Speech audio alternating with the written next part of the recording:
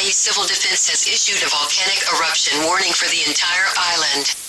A subsequent series of earthquakes has triggered the volcano by the name of Mauna Loa to erupt.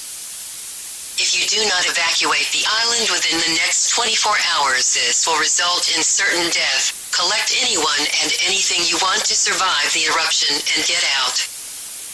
Nothing in the volcano's range will survive. If you leave the island, do not return until advised to do so.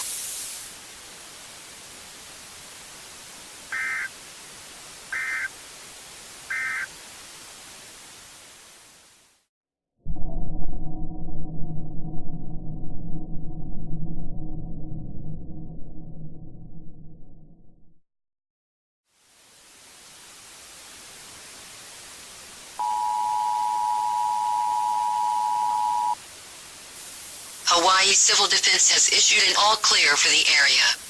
We advise staying 6 kilometers away from the Mauna Loa volcano. Ignoring the warning may result in severe burns or possibly death. I repeat, Hawaii Civil Defense has issued an all-clear for the area. We advise staying 6 kilometers away from the Mauna Loa volcano. Ignoring the warning may result in severe burns or possibly death. It is now safe to return to the area.